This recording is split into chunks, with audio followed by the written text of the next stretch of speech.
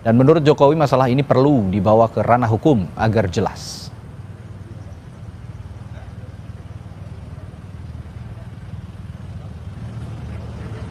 Yang juga jadi sorotan kami hari ini, Saudara. KPK akan mengkaji penerapan aturan Undang-Undang BUMN yang baru dalam aspek penegakan hukum terkait jajaran direksi yang tidak lagi tergolong dalam penyelenggara negara. Juru bicara KPK Tessa Mahardika menyatakan KPK akan mengkaji Undang-Undang BUMN dalam penindakan hukum terkait praktik korupsi di BUMN. Kajian dilakukan untuk melihat penerapan aturan dalam penegakan hukum yang bisa dilakukan KPK. KPK juga akan memberikan masukan kepada pemerintah, termasuk Presiden Prabowo yang berkomitmen menutup celah korupsi dan kebocoran anggaran.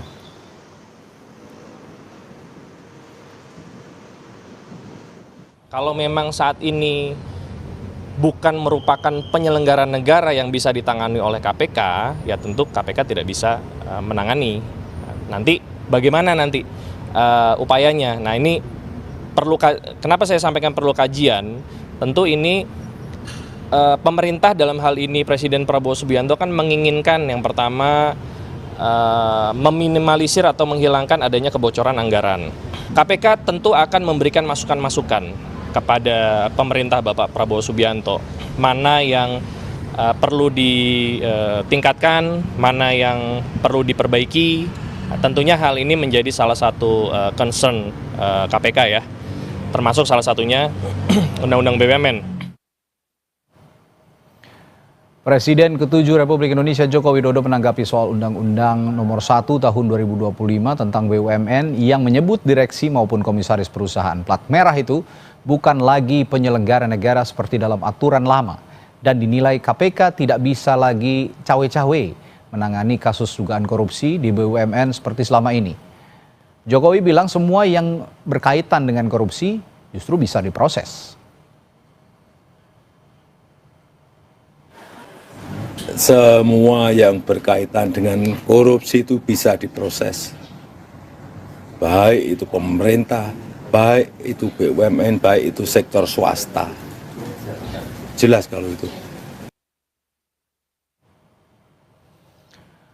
Undang-undang terbaru BUMN yang disahkan 24 Februari 2025 dalam pasal 3X ayat 1 menyebutkan bahwa organ dan pegawai badan bukan merupakan penyelenggara negara.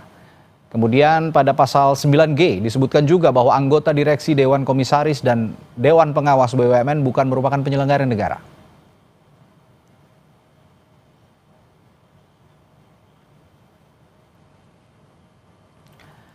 Dan sebenarnya Saudara, KPK selama ini sudah menangani sejumlah kasus korupsi di BUMN.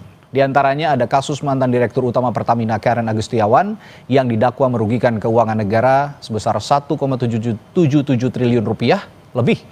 Dan Karen divonis 9 tahun penjara dan denda setengah miliar rupiah dalam sidang di Pengadilan Tindak Pidana Korupsi pada Juni tahun lalu.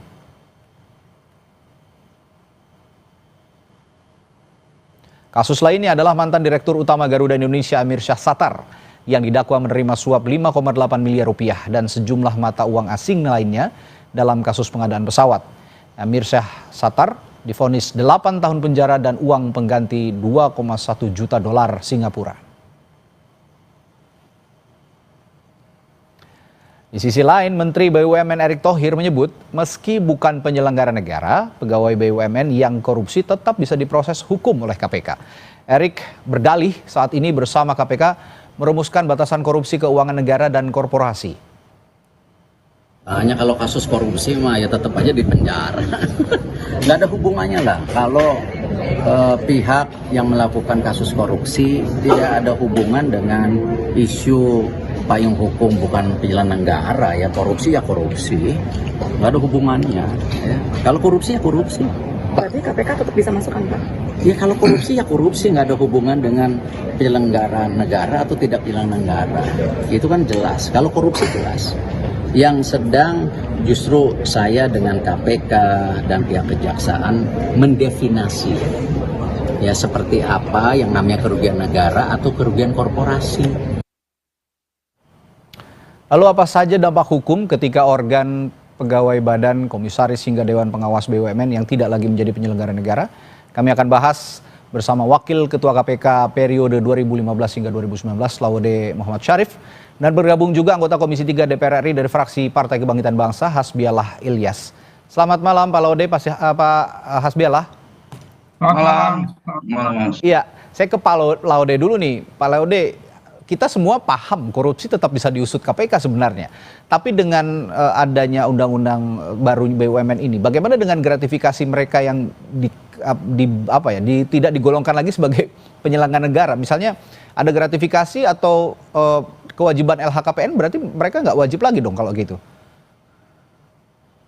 Ya, itu juga agak salah sebenarnya, karena memang semua tindakan korupsi itu bisa diusut oleh aparat penegak hukum. Tapi kalau kewenangan KPK itu terbatas. Nomor satu dari segi jumlahnya kurang-kurangnya 1 miliar atau lebih. Yang kedua yang terlibat adalah harus penyelenggara negara. Dan penyelenggara negara itu ada definisinya sendiri. Seperti itu. Jadi memang dari dulu KPK itu tidak bisa misalnya kepala desa. Dia bukan penyelenggara negara. Jadi boleh ditangani oleh polisi, bisa ditangani oleh kejaksaan, seperti itu. Tetapi KPK nggak boleh karena mereka bukan penyelenggara negara. Pak Laude, mohon maaf, saya potong sebentar. Mohon maaf sekali, karena kita harus mendengarkan kumandang azan maghrib. Kita akan bahas lagi sesaat lagi setelah kita dengarkan kumandang azan maghrib untuk wilayah Jakarta dan sekitarnya. Berikut ini. Anda yang menjalankan di wilayah Jakarta dan sekitarnya. Dan saya akan kembali mempersilahkan Pak Laude untuk melanjutkan penjelasannya tadi, terutama soal dengan adanya undang-undang BUMN yang baru ini, bagaimana soal LHKPN dan juga gratifikasi. Silakan Pak Laude. Ya, jadi melanjutkan yang tadi bahwa memang semua tindakan korupsi itu bisa bisa diusut oleh aparat penegak hukum. Tapi kewenangan KPK itu terbatas. Dari segi objek maka dia harus 1 miliar atau lebih. Sedangkan dari segi pelaku dia harus ada unsur penyelenggara negaranya. Jadi kalau misalnya kepala desa korupsi, itu tidak bisa ditangani oleh KPK itu. Kalau tidak ada unsur penyelenggara negaranya seperti itu. Oleh karena itu undang-undang BUMN yang baru itu banyak membawa konsekuensi. Nomor satu, itu bisa dipertanyakan apakah KPK masih punya kewenangan untuk menjerat atau menginvestigasi, menuntut BUMN, pejabat BUMN yang dulu dikategorikan sebagai penyelenggara negara. Tapi saya juga, ya silakan. Apakah masih bisa untuk diminta menyetorkan LHKPN misalnya, karena itu kewajiban hanya diberikan juga kepada penyelenggara negara dan aparat penegak hukum seperti itu. Jadi memang undang-undang BUMN yang baru ini perlu kita timbang-timbang lagi, dan menurut saya tadi itu ada komentar Pak Presiden dan Menteri BUMN, Presiden Jokowi bukan Presiden ke-7 kita, mengatakan bahwa kalau korupsi harus ditindak, baik itu pejabat maupun swasta seperti itu. Saya setuju itu. Masalahnya di Undang-Undang Tipikor kita itu belum ada korupsi belum ada pasal khusus tentang korupsi di private sector. Seperti itu. Beda dengan di Amerika, di Singapura, di Malaysia bahkan. Jadi kalau di antara swasta pun kalau saling menyuap misalnya itu juga dikategorikan sebagai oleh karena itu ini tugas Pak Hasbiallah dan teman-teman ini untuk melakukan. Nah kalau gitu saya tanyakan juga nih. Saya tanyakan ke Pak Hasbiallah. Pak Hasbiallah sebagai penyusun undang-undang, kita melihat undang-undang BUMN yang baru tentu saja bertolak belakang dengan undang-undang tindak pidana korupsi yang sebelumnya juga sudah direvisi. Banyak kalangan yang menganggap bahwa ini pengebirian terhadap tindakan korupsi. Gimana ini ke depannya? Ya memang begini Mas, ini menjadi sorotan undang-undang baru nomor 1 tahun 2025 tentang BUMN, bahwa kok direksi dan komisaris BUMN bukan bagian dari penyelenggara negara. Tapi kan hari ini belum selesai. KPK masih dalam pengkajian, dan juga MK sedang menguji material. Masih kita lihat gimana ke depannya. Saya agak rancu soal ini, kebetulan saya bukan di balik ya. Kalau BUMN bukan bagian dari bukan pejabat negara, konsekuensinya bahwa tidak bisa ditindak kalau melakukan korupsi. Bagaimana bertindak kalau mereka melakukan korupsi yang dianggap swasta? Harus diingat bahwa dana dari BUMN itu, misalnya Garuda, atau hampir semua yang ada BUMN, itu hampir setiap tahun uang negara itu dikucurkan untuk penguatan bisnis Garuda. Misalnya Garuda sekarang hari ini mau collab, bisa dikatakan untuk mau collab berapa banyak pesawat-pesawat Garuda yang hari ini tidak bisa terbang misalnya. Nah ini bagaimana? Mau tidak mau untuk menyelamatkan itu kan pakai uang negara, pakai uang rakyat. Nah ini yang mesti kita lihat nanti uji materi di Mahkamah Konstitusi, MK, dan juga kita lihat nanti pengkajian di KPK. Ya tapi betul, kalau swasta juga bisa dihukum kalau melakukan korupsi. Tapi KPK ada hak. KPK kan harus penyelenggara negara, kan seperti itu yang tadi dikatakan. Nah, itu yang harusnya berarti harusnya diperkuat juga dari pembuat undang-undang gitu, supaya jeratan terhadap siapapun yang melakukan korupsi. Ya kalau kata Pak Laude tadi setuju dengan pernyataan Presiden ke-7 kita Pak Jokowi, saya juga setuju gitu. Tapi ya itu tadi, apakah juga DPR punya ada pembahasan? Kalau tadi dibilang katanya Pak Hasbellah tidak di legislasi, tapi kan tidak di badan legislasi. Tapi kan di Komisi 3 juga seharusnya dari awal ada nyering untuk bahasan itu. Nah itu kenapa bisa lolos begitu pembahasan itu awalnya? Oh begini Mas, ini kan bukan hanya satu partai atau dua partai. PKB sendiri gimana? Harus kesepakatan bersama nanti. Nah ini juga kan belum selesai menurut saya. Masih ada uji materi di MK dan juga masih pengkajian di KPK. Kita lihat semua. Dan saya yakin kalau ini terjadi, bahwa jangan terjadi bahwa bukan komisaris dan direksi BUMN bukan pejabat negara. Yang saya takutkan, yang saya agak takutkan, KPK tidak bisa bertindak apa-apa. Dan hal ini kekhawatiran kita semua kalau itu memang. Ya, Pak Laude, saya juga ingin bertanya agak helikopter view sebenarnya.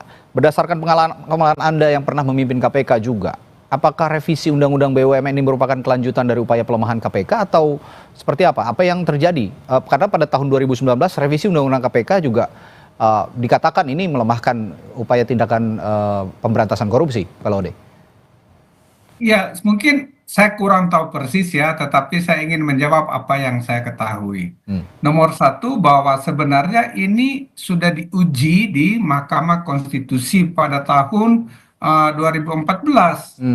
Apakah keuangan BUMN itu terpisah dari keuangan negara?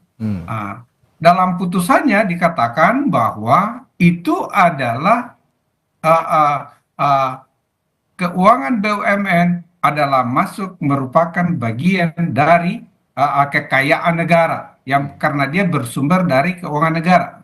Oleh karena itu maka sebenarnya undang-undang yang dibikin sekarang ini bertentangan dengan putusan Mahkamah Konstitusi. Kalau memang ada yang menguji materi di Mahkamah Konstitusi dan Mahkamah Konstitusi tidak berubah pemikirannya, harusnya undang-undang ini dibatalkan.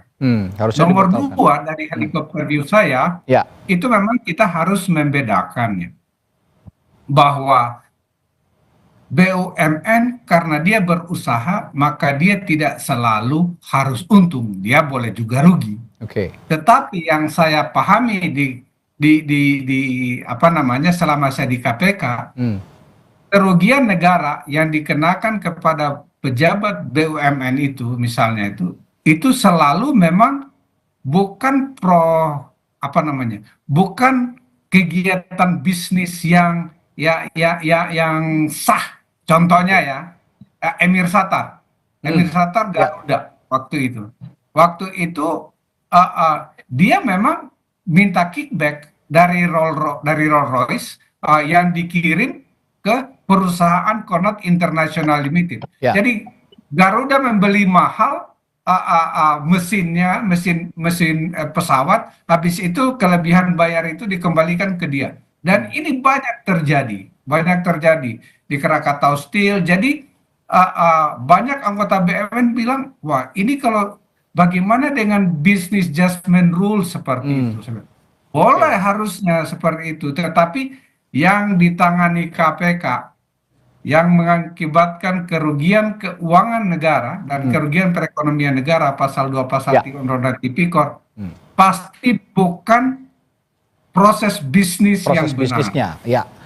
Bukan proses bisnis Tapi yang benar. apapun Karena yang selalu menimbulkan- ada suap, selalu ada Ya, kickback, ada suap. sehingga menimbulkan kerugian. Betul, Oleh kerugiannya karena keluar itu negara. saya pikir agak keterlaluan kalau seandainya Undang-Undang BUMN ini menghilangkan, Ya. seakan-akan ingin menjauhkan diri atau memisahkan diri dari rezim itu agar tidak bisa disentuh oleh KPK. Nah, kalau gitu saya terakhir ke Pak Hasbiala. Pasti Anda sebagai anggota parlemen, solusi dan komitmen politik untuk supaya hal ini. Jadi kita juga tidak bisa mengandalkan putusan MK juga, tapi kan DPR juga sebagai pembentuk undang-undang punya tanggung jawab yang sama untuk bisa memunculkan solusi dan komitmen politik. Bagaimana, Pak Hasbiala? Solusinya begini, menurut saya BUMN harus bersih dulu. Misalnya hari ini, contoh Garuda dibanding perusahaan swasta, misalnya salah satu perusahaan swasta, penerbangan swasta, selalu untung. Kenapa Garuda rugi? Kecuali BUMN sudah bersih dari korupsi, tidak masalah undang-undang ini diterapkan.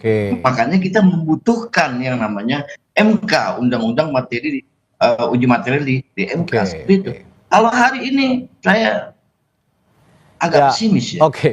Berarti memang kesimpulannya undang-undang BUMN yang sekarang ini ya mengesampingkan undang-undang KPK yang sebenarnya sudah on the track begitu ya. Siapapun ya, tadi kata Pak Jokowi sebagai presiden ke-7 kita sebelumnya pernah juga memimpin negara ini 2 periode, bahwa siapapun apapun kalau memang ada tindak pidana korupsi harus dijerat begitu, tidak terkecuali BUMN. Ini yang harus kita perbaiki sama-sama.